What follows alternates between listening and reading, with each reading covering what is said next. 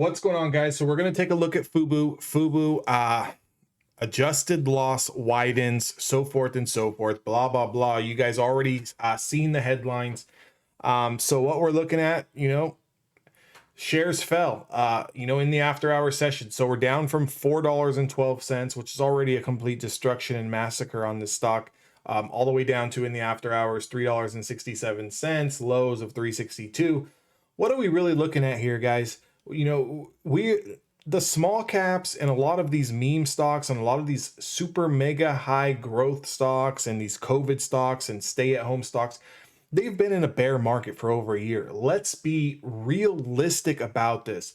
I hate seeing people on social media who have been led to believe that, institutional ownership is going up and this and that. Guys, that all sounds good. And that's a story that people are selling you. You have to be realistic and look at what is actually going on in front of your face. This is reality, guys. The IWM, which is a small caps ETF, has been in a correction bear market for over 12 months. And you're now starting to see it on some of the bigger stocks, like the stocks in the Triple Q's ETF. They're getting absolutely destroyed. We are in the beginning stages and or pricing in a recession as we speak. This is a bear market, 100%. This is a bear market. If you have not been around for the stock market to trade any bear markets, you kind of don't understand what is exactly going on. You see a couple days of green and then followed by, a rug pull, and then we get a bounce higher and then a massive rug pull. Guys, that's the kind of volatility that you're going to get in a bear market. You are going to get swings to the upside. Are you going to get bounces? 100%. Is Fubu going to go from $3.62 down to 0.00? No. Okay. It's not, but I mean, it's not too far off. What I'm saying is, how much lower can the stock go? Now you can sit here and say, well, the stock is already so low now that if I load the boat on this and this comes back to, let's look at the daily chart for a second. Let's really look at the daily chart for a second. As nasty as it is, let's say if I load the boat here at $13 and this comes back to, let's say, $17, I'm going to be, rich. Who's going to be better than me? When these things do come back in a year or 2 years or 6 months, you're not necessarily wrong. Okay. You're not necessarily wrong, but let me just paint a little picture and play devil's advocate just for a second. Okay. Just for a second to kind of put things realistically into perspective. During the dot-com bubble and during the dot-com bear market, there were some tech stocks that never came back. What does that mean? Some stocks that lost the 50-day moving average and 200-day moving average at that current time never came back. So if we put that into perspective, Fubu might not come back to $6. Am I saying that? No. But I'm just painting a picture of what happened to other stocks. Fubu might never see $17 again. Its total life expectancy, the life expectancy of this stock, could fizzle out in 2 or 3 years. They can be acquired by another company. They can fold. They can lose so many subscribers to where, they have to, change the business model. They have to do something, right? Anything can happen. But what I'm trying to say is, let's say that Fubu trades between a range of $1.50 and $7 for the rest of its life. That's just the way it is.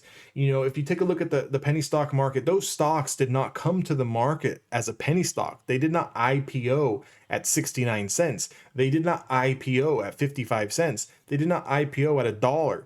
What I'm saying is the market put them down there. And what I'm saying is that going back to the last, kind of tech bubble crash that we had, some stocks never recovered. Now, was there stocks that came out of it? Was there stocks that, did really, really well? Things like Google and things like Amazon after being slaughtered? Of course. So if you think that Fubu is an Amazon or a Google or a Microsoft or an Apple or something, then by all means invest your money. But what I'm saying is that if this stays between $3 and $8 for the next 5 years, are you okay with that?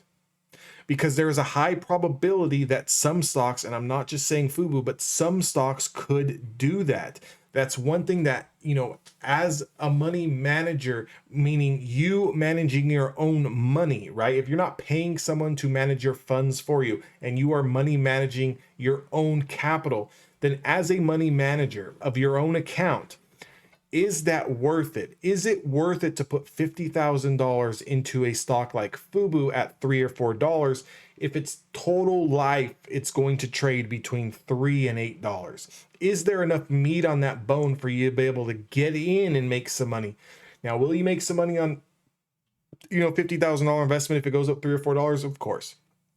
But could you make more money trading maybe, say, a stock like Nvidia or a stock like Microsoft or a stock like Tesla? I mean, something that has a, average true daily range of 10 plus points to where you can, throw $10,000 in a trade and follow the technicals and respect your stop loss and make money on that trade? Or is your money better well spent sitting in this stock? Because if we kind of just look at it here, going all the way back here to when we came off these highs, in November of 2020 of around $35, the stock is now $3.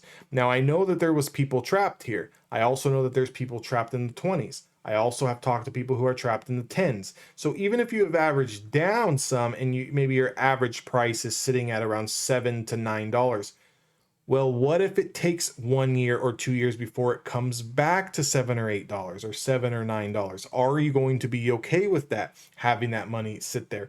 Now, I'm not recommending anything to anybody. I'm not a financial advisor. I'm just a day trader who trades technical analysis and uses it to my advantage to be able to profit in the market, whether the market is up or down.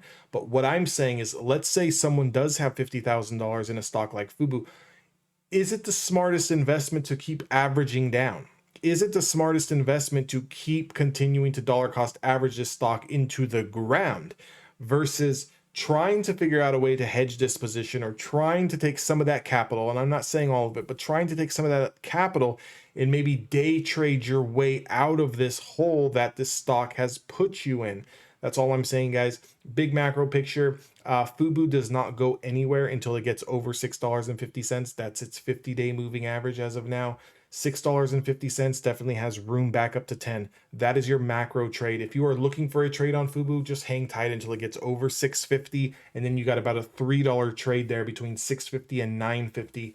But anything below $4 is definitely, anything below $5 is not something that I would like to be involved in on this stock. It's just been slowly drifting and drifting and drifting, and there's a lot of people that can say, shorts got to cover, and they're going to have to cover sometime, and when they cover, this is going to squeeze. Guys, this is not 2020. Okay, this is not 2020. You are not going to outsmart a hedge fund. And let me paint a picture for you. Let me paint a very, very clear picture for you. If you're a hedge fund, right? Put this into perspective.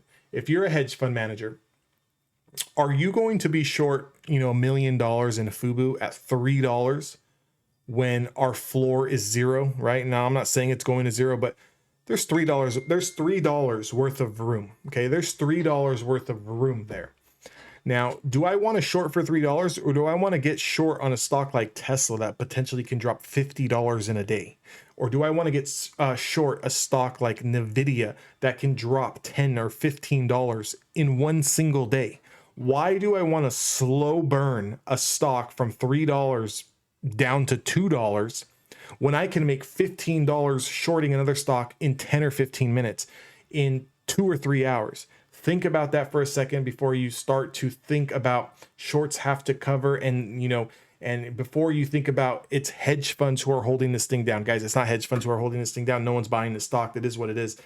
You can come at anybody with all of the, institutional ownership owns XYZ amount of this company. Guys, it doesn't matter. The stock's not going anywhere until it gets over its 50-day moving average. If you guys like this kind of technical analysis, in all realness, right? And I'm not a hater on this stock. I've traded this stock many times long, and I've traded it many times short. I'm not an investor in the stock for reasons that we can see here on the computer screen in front of you. But if you like this kind of technical analysis content where, we're going to give realistic expectations for our trades, definitely subscribe to the channel. I'll see you guys all next time.